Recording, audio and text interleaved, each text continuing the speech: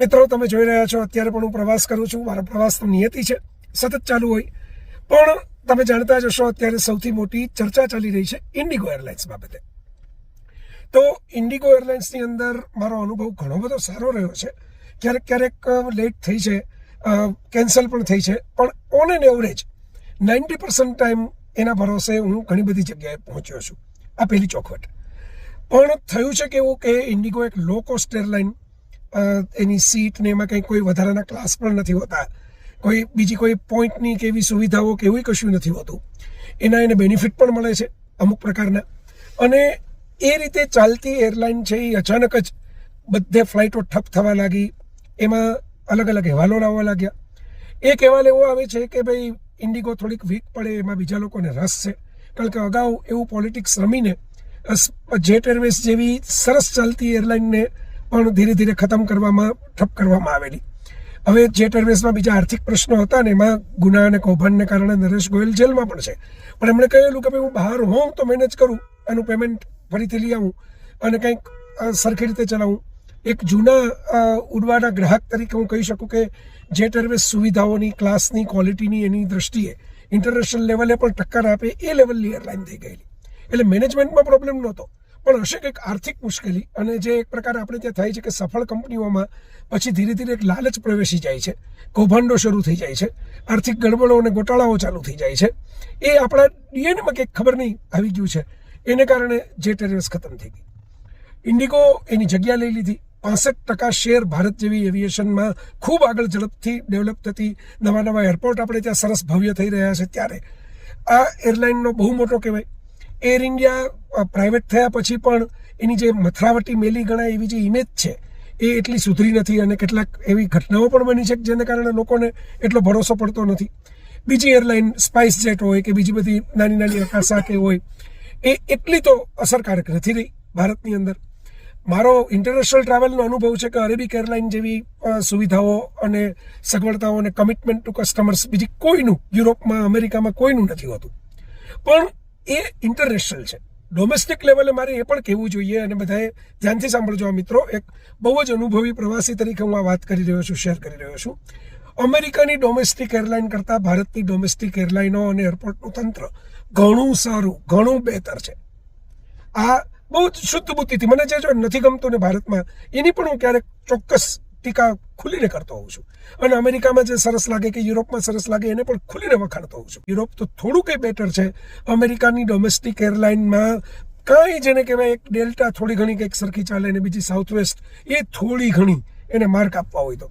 બાકી કોઈ ભરોસાપાત્ર એરલાઇન નથી, કોઈ જવાબ દેવાવાળું હોતું નથી. ફ્લાઇટ કેન્સલ થાય તો આડે ધડ કેન્સલેશન થાય છે, આડે ધડ ચેન્જ થાય છે, અને કોઈ વળતર, કોઈ પૂછવાનું, તમે કેસ કરો, તમે વિવાનું કરો, કાંઈ કરતાં કાંઈ જવાબ મળતો નથી. એટલે આ એક મહાસત્તા હોવા છતાં, એવિએશનની ક્રાંતિ અમેરિકામાં થઈ હોવા છતાં પણ આ વાસ્તવિકતા રહી છે. એના કરતાં આપણી એરલાઇન બેટર છે, કંઈક ને કંઈક જવાબદારીઓ સ્વીકારે છે. હા, અરેબિક લેવલે નથી કે ન્યૂઝીલેન્ડ એવા નાના દેશોની પણ એરલાઇન કેવી જે સરસ હોય છે એ લેવલે નથી, પણ ઘણી સારી છે આપણી વસ્તીના અને વોલ્યુમના પ્રમાણમાં. કોઈ એમ કહે છે કે ભાઈ સરકારે જે નિયમો બનાવ્યા એમાં એ નિયમોની થોડીક ઢીલાશ મળે અને રાહત મળે, એટલે કંપનીવાળા જ પોતે એવું ઈચ્છે છે કે થોડીક હોબાળો થાય, પેસેન્જરો હોવા કરે, પ્રેશર બિલ્ટઅપ થાય, અને સરકાર નિયમોમાં જે ઘણી વખત થાય છે કે લોકોનો રોષ જાગે તો હમણાં જેમ પેલી સંચાર સાથી એપમાં થયું એમ સરકાર યુટર્ન કરે અને નિયમો ફેરવે. અને સરકારે થોડીક રાહત, આજે ભાવ બાંધી લીધા છે, અચાનક વધી ગયા હતા બાકીના બધા હરીફોના, ઇન્ટરનેશનલથી વધી ગયા હતા, એવા ભાવ થઈ ગયા હતા. હું જોતો હોઉં છું, મારી મુશ્કેલીઓ છે જ ફ્લાઇટને લગતી. તો આ સરકારે પણ ઇન્ટરવેન્શન કર્યું એમ કરે. આ બીજી થિયરી છે. ત્રીજી થિયરી એવી છે કે ભાઈ જે આપણી એરલાઇનો છે એ આપણી એક ટિપિકલ વેપારી માણસથી ચાલે છે કે માણસો થોડાક ઓછા રાખો, જાહેરાતો જરૂરી હોય ત્યાં કરો, સુવિધાઓ જરૂરી હોય એટલી જ આપો, વધારાની ના આપો, જ્યાં પૈસા વધારાના મળતા હોય ત્યાં લઈ પણ લ્યો, અને એ ઉપરાંત ઓછા લોકો પાસે વધારે થોડુંક કામ કરાવો. રોજગારીના એના પ્રશ્નો છે, માણસો કરશે. આ તો પાછી સારી કહેવાતી જોબ છે, પ્રતિષ્ઠિત લાગે એવી જોબ છે તો કરશે, અને એમાંથી જે માર્જિન મળે એને જ પ્રોફિટ ગણો, અને એમાંથી ધીરે ધીરે ડેવલપમેન્ટ કરતા જાઓ. આ એક ટિપિકલ ઇન્ડિયન બિઝનેસ માઇન્ડસેટ છે. આપણો ગુજરાતીઓને તો સમજાવવું ન પડે, બહુ જૂનું જાણીતું માઇન્ડસેટ છે.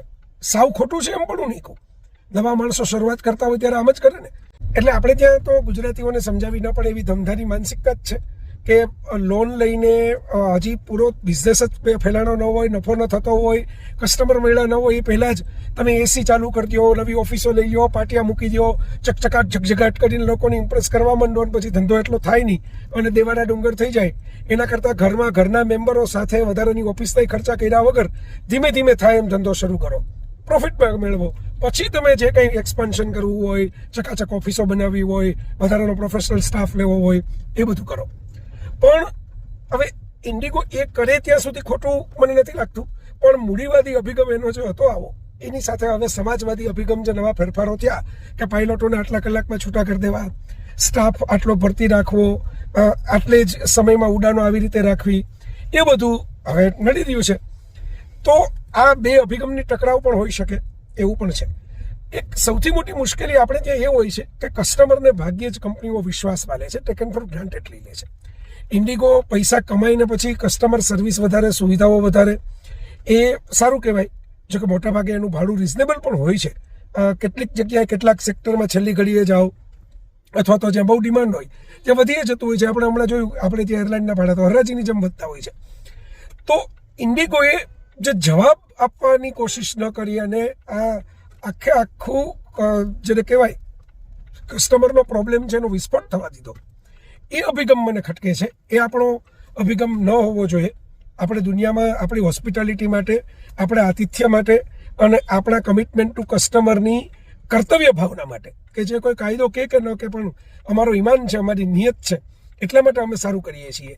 એના માટે ખરેખર પહેલેથી આપણા વારસામાં, લેગસીમાં જ છીએ, વિખ્યાત થઈ શકીએ એમ છીએ. તો એ વિખ્યાતિ આપણે મેળવવાની જરૂર છે કે ભાઈ આપણે કસ્ટમરને વિશ્વાસમાં લઈને જે સાચું છે એ કહીએ, એટલે વધારે હેરાન થતા અટકે, એના બીજા વિકલ્પો શોધવાની ખબર પડે. પણ હું અંગત રીતે ઈચ્છું કે જેટ એરવેઝ બીજી માલિકો સાથે પણ રિવાઇવ થાય અથવા તો કોઈ બીજી કોઈક સારી વ્યવસ્થિત ક્વોલિટી બ્રાન્ડ ભારતની અંદર ડોમેસ્ટિક એરલાઇનમાં આવે. એર ઇન્ડિયા અને ઇન્ડિગો વચ્ચે જ લગભગ આખું માર્કેટ વહેંચાઈ ગયેલું છે. એમાં કોઈક પ્લેયર આવશે તો પ્રેશર આવશે, અને આ નિયમ છે, જ્યાં લગી સ્પર્ધા આવતી નથી ત્યાં લગી આપણે ગુણવત્તા સુધારતા નથી. એટલે હરીફાઈ ન હોય ત્યાં સુધી ક્વોલિટી કંટ્રોલ આપણો થતો નથી. આ પણ આપણા જીન્સમાં છે. તો કોઈક સારી હરીફાઈ તગડી પેદા થાય તો છેલ્લે ફાયદો ઉડવાવાળાઓને છે. એ પણ એક વર્ગ છે. બધા જ કંઈ લક્ઝરી માટે ઉડતા હોય છે એવું નથી. ઘણા લોકો પોતાના કામ માટે, બીમારી માટે, કોઈક બીજી જગ્યાએ પહોંચવાના વિકલ્પોના અભાવે, કોઈક સમયના આયોજનના ભાગરૂપે મહેનત મજૂરી કરીને પૈસાની સગવડતા ન હોય તો કંઈક ઉધાર ઉછીના કરીને અથવા તો ફાવતું ન હોય છતાં પરાણે પણ ઉડતા હોય છે. એવો એક મોટો વર્ગ ભારતમાં છે. એટલે એમને પણ તિરસ્કારની નજરે જોવાની જરૂર નથી. પણ જ્યારે આપણે ઉડતા હોઈએ ત્યારે પ્લેનને ઉડવા દઈએ, કંપની હોય કે કસ્ટમર હોય કે સરકાર હોય કે તંત્ર હોય, કોઈ હવામાં પોતે ન ઉડવા માંડે એટલું ધ્યાન રાખીએ તો પણ ઘણું છે.